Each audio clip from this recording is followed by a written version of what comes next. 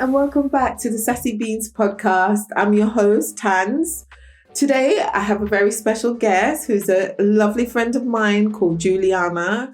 She's a CEO of a real estate agency, and she's here to share with us a little bit about her mental health and well-being journey. So welcome. Thank you for having me. Thank you for being here. So I know we had a little conversation before we started about something that you'd like to bring that represented your mental health and well-being journey. Yeah. So I wondered if you could share that with us. A lot of my life, I've sort of, obviously all of us go through a journey of discovery. And I think for me, the biggest thing that has been a repeating sort of topic in my life is to try and just do it. And, just for me, it's the not knowing. If you try something, then at least you know that it's not for you. And I think most of my life, I've just tried everything possible so that I know myself. And you sort of discover yourself when you know something's not something you want to do anymore, you know? So that's been a recurring topic in my life. And we can focus on that today. Oh, wonderful. So you brought something that you had a look at that kind of solidified that representation for you. So when you're ready, it'd be great for you to share that with us and just let us know why this quote and where did it come from? I mean, I came across this on Instagram a couple of days ago, and I thought it really spoke to me. It goes like this. So it says, some people are just meant to win. Life will delay them. Life will confuse them. But they simply never stop. Eventually, exponential opportunities will collide with their experience. Then, when they do succeed, it's like it happened overnight.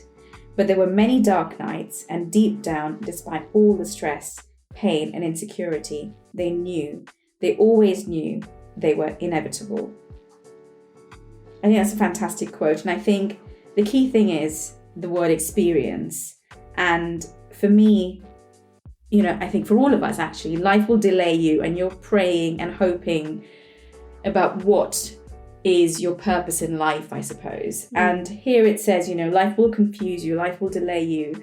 And you just don't have to stop. You just have to try everything you can. And eventually, when opportunities do cross your path, it will feel like this was meant for you. But also, you're perfectly equipped in all of your experience, all of those dark nights to deal with this opportunity. And it's just training yourself to really know what's right for you and what's not right for you. So if I didn't, try all sorts of different things, I think I would never have been, ready or equipped for some of the opportunities that I've had in my life. So this really speaks to me. And of course, there's a spiritual side of it. There's faith that I'm very, very reliant on for my mental health and just sort of self-awareness as well. And I think it's a very sophisticated look on life to have a faith. It can be any faith. So I think that really spoke to me, and I think that really does represent a lot of what I represent in my life. Wonderful. And that's such a beautiful quote. And quite often we do come across things that really speak to us. So for you to pick up on that and to be able to mirror that in your life, how wonderful. You talked about training yourself, and I wonder how do you get to that point? Because this wouldn't have happened overnight in that sense. I think the key thing really is I'm a very open person. And that could be for opportunities, that could be to help people, that could be to go out and talk to people. It could be anything. I'm just a very open person.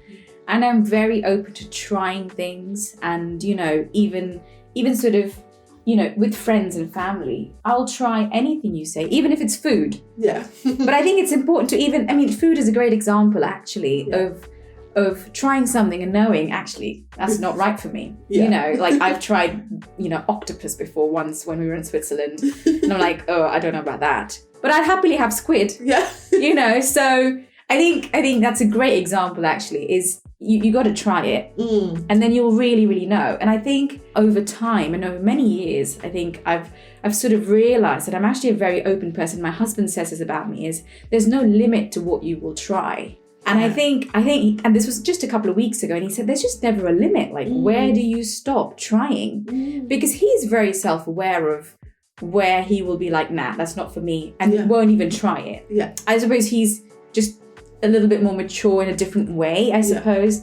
And he maybe knows himself very well. But I also know myself very well. And maybe I don't use my time very well in these things, but it really has enabled me to be like, actually, I did that thing, and it could be something I apply somewhere else. What you try and what you gain is experience. Yeah. And what that becomes is a transferable skill. Yes. And so I'm just very open. And I think being open is the biggest thing.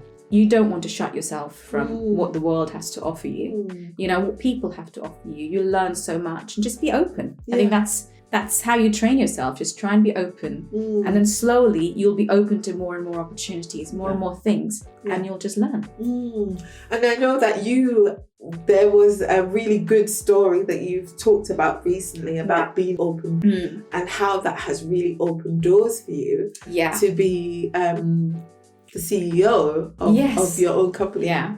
Can you share that with Absolutely. Yeah. So I had a job in a church a while ago. This is going back now, I think 6 years, maybe 7 years. I was there for 3 years or so, and then it was COVID in 2020. And of course, COVID was, you know, very much a huge impact on many of our lives and businesses and careers, and, you know, careers have ended, you know. So I knew eventually that during furlough that I think I will be made redundant at some point, but I wasn't sure at what point, and I wasn't really sure what God had for me after this job that I had. And I'm a mum of 3, and I really sort of felt that, oh my gosh, I've got to still provide. So again, I think I was just open, and I was just looking at opportunities online.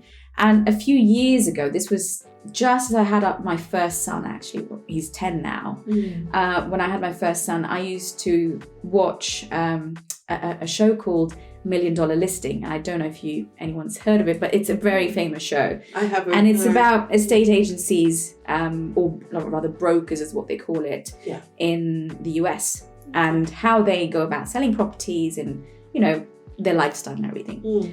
I just, in my head, 10 years ago, thought, actually, I'll be really good at this. It's not even the money aspect of it. I'm not a money-driven person at all. I'm very much somebody that likes to be satisfied at the end of the day and want to make sure that I'm giving back to the world. Yes. And I just said out loud, I think I'll be really good at this. And that was it. And I just thought, I'll be good with people. I'm really good with negotiating, that kind of thing. And that was it. And then, 6-7 years later, I saw this post online, and I thought, well, this could be a really good time to apply for a new thing and see. And, it was just a very basic job listing on startups.com or something. And I just said, I'm just going to apply for it. What have I got to lose? It's just, again, that's me being open. Never done real estate before or anything like that. Never dealt with millionaires and all of that kind of stuff before. Wow. So I just said, okay, I'll apply for it. And I did a really nice cover letter. Again, I'm very personable that way. When I'm applying for something, I'm making sure I'm all in, if it does come through. So I did, and then I heard back, and then I was one of the first people to be hired.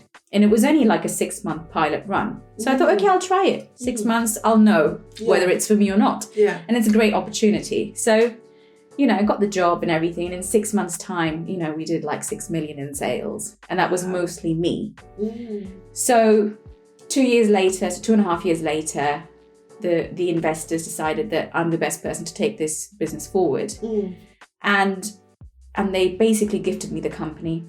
Wow. And then I went from sort of sales executive to sales director, then CEO and head of sales. Oh my goodness. And so, again, this is just, be open to these opportunities. Now, if I didn't apply for that job, if I said, oh, hang on a minute, I'm not sure about this, or, be sort of not confident in yourself. Yeah. Even if you're not confident, just apply for it. What have you got to lose, Just go for it and see what it comes back with.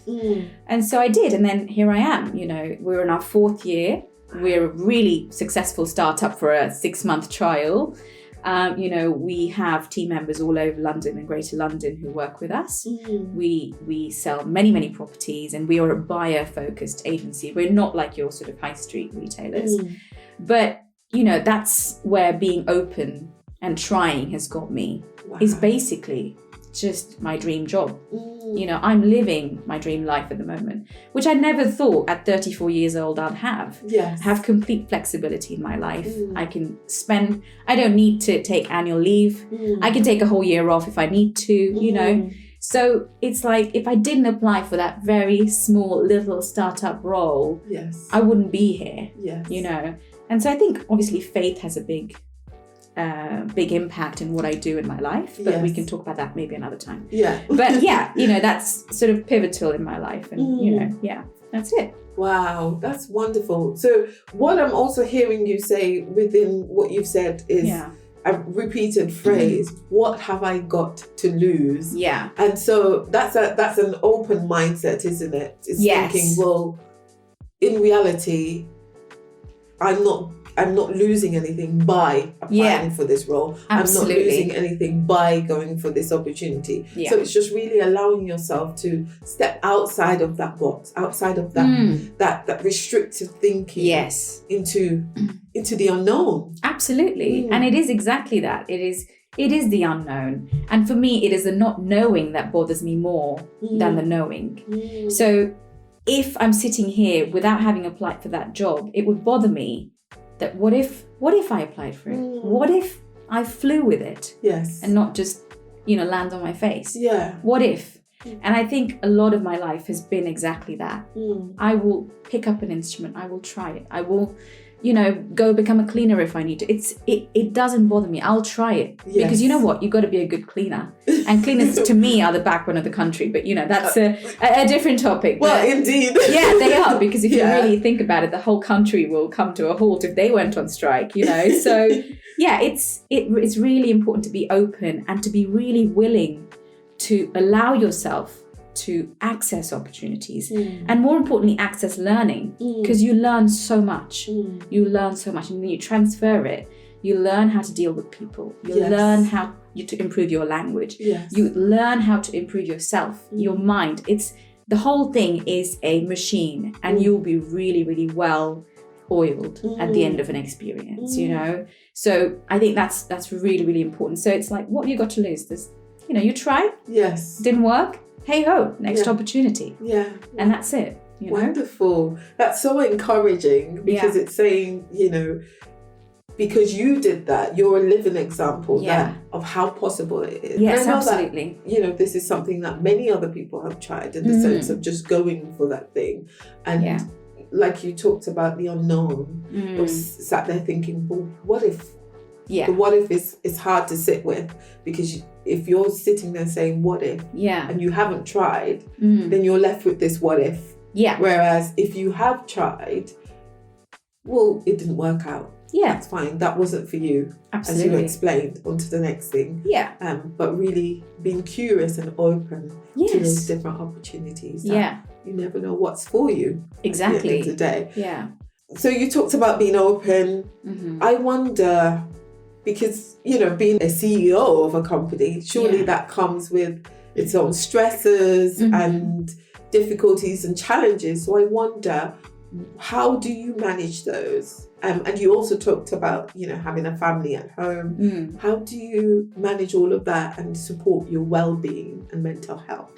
Yeah, I think that can be quite challenging, because in the industry that I work with, you have to be available for buyers or, just sort of clients rather, out of hours, because many people work a 9 to 5, generally. I mean, times have changed, but still, even if you're working from home, you sort of have a set day. And so you have to be available sort of out of hours. Yeah. So for me, really, it's just priorities. If you're able to manage your kids and make sure they're entertained or make sure they're doing something, and then you've got a meeting to do, you just have to prioritize. Sometimes it's just not going to work. Yeah. But I suppose I've built that life that I wanted, and this opportunity gave me the opportunity to build the life I want, which is flexible, which is prioritizing what I need.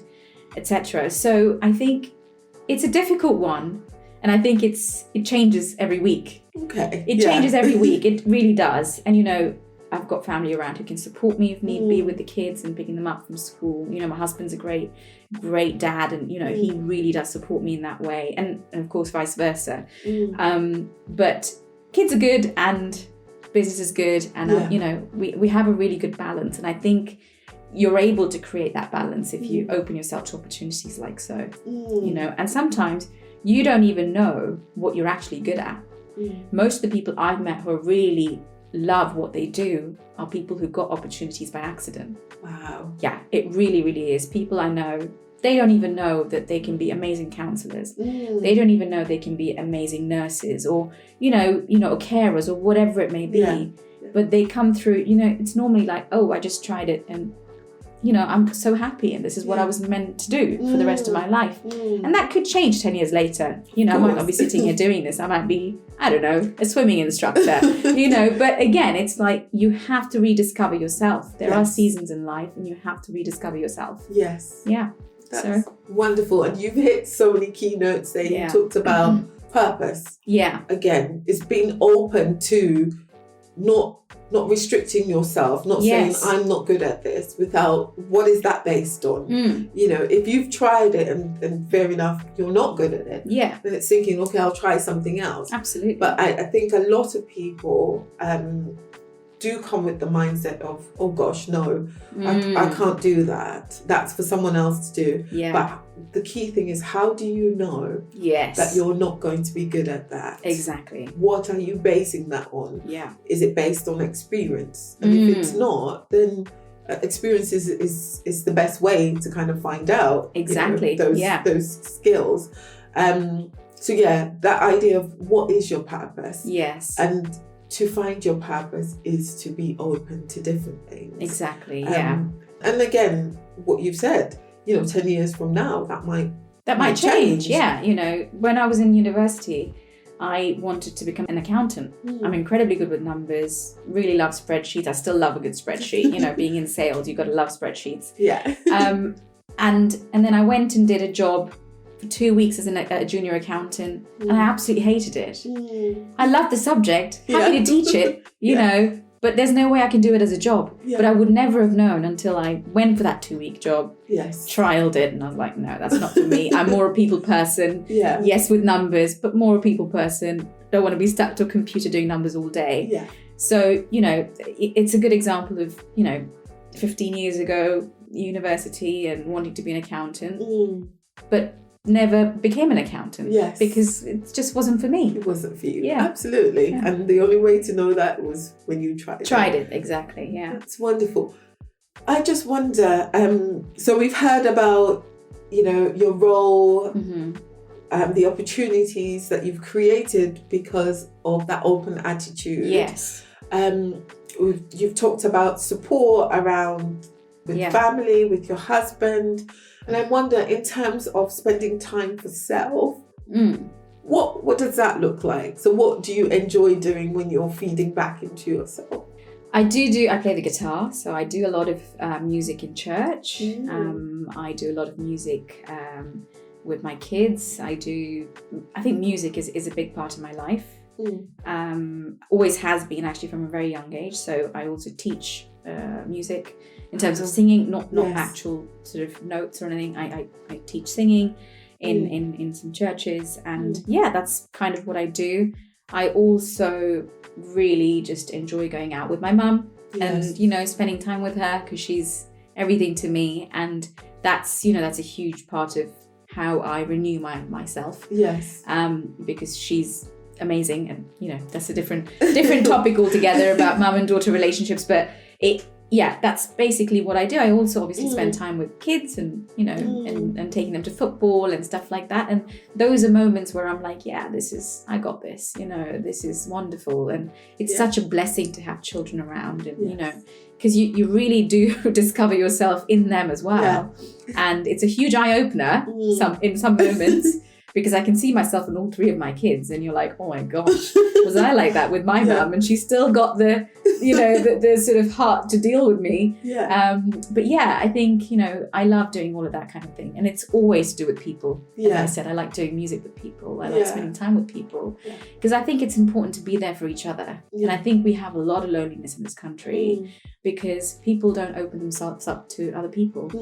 And talking like this is so healthy. Yes. And, talking to each other, just even if it's just go out for a coffee, you know, it's so important. And I know we haven't seen each other for a long time, but it's like we're timeless. Like, we don't need to start from scratch. No, we don't. We know we love each other, and that's it. But it's important to build these relationships, even though we're not seeing each other every day. It's important to check in with each other. Because you never know what people are going through. Absolutely. And it could just be that one moment that you get in touch with somebody and they're okay and you brighten up their day, So it's really important. And I think people are the thing I go to when I need to look after myself. Yeah. It really is something that pours into me. Wonderful. Is to see people happy and that's what I do mostly. Wonderful. Yeah. So lots of helping, lots of togetherness, and lots of checking in, which is, again, you've hit the nail on the head in terms of when it comes to mental health, how important it is just to check in. Yes. Just pick up the phone, have a conversation, or send a text. I know we're a nation of texts. Yeah. But whatever the communication, just checking in and saying, are you okay? Absolutely. Haven't heard from you in a while. Yeah. How are you doing? Exactly. And like you said, you never know. You never know. You never know. So quite often I have a bit of a rule. If someone pops into my head, just send them a little text. Yes, I do exactly that. Yeah, you just have to check in and say, there's got to be a reason why that came into your head. Yes. There's got to be. And sometimes I just pray for people and I think, gosh, maybe something's not right. So I'll send them a text and say, hey, I'm thinking about you, praying for you. I hope all is well. Yes. And I do that like almost every week. I get in touch with people that I haven't seen for years. But it's important to just let them know that there's someone out there thinking of you. Yes. And vice versa. I'd love for somebody. I don't get it as often. But that's okay. That's okay. That's fine. For me, it's about giving. Receiving, don't worry about that. You'll get it. Your time will come. Don't expect it, But I think it's really important to be together. I really miss the old school game nights when we have family, and I really miss old school sort of football out there, and parents getting involved. And I know we live in a very different time where we're very much into the black mirror, which is in front of us, and I feel that sometimes that's very disconnecting, although it's connecting to the rest of the world. You're not even saying hello to your neighbour who's less than 10 feet away, who might be going through some crazy stuff. You don't know. But it's really important to bring that community back in this very disconnected yet ever so connected world.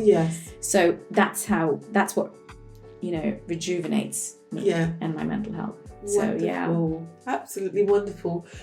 So I know you talked a little bit about your faith. Yes. And how this has been threaded into what you do. I wonder if you can tell us just a little bit about.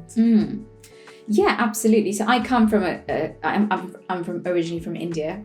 I've been in the country in the UK about 17 years maybe. I came here when I was 16 years old, And I come from a country that has many different languages, cultures, and religions, and faiths. And the reason there's a distinction between religion and faith, and I think that's really, really crucial.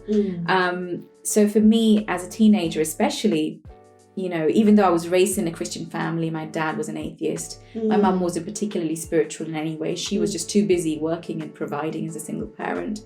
And my granddad was a Christian, and a very strong Christian, and he would take me to church and he would teach me the prayers and make me read my Bible. And so I was very much familiar with church life. But I was also the rebel.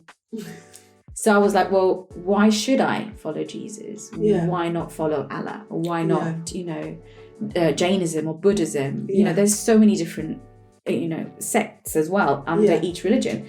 And you think, well, why can't I be a Pentecostal Christian? Or, So I was one of those girls who was never afraid to ask a question. And again, I think the not knowing bothers me a lot, as you can tell. So it's like, well, if I'm going to ask a question, I would expect a decent answer, and then I can explore it.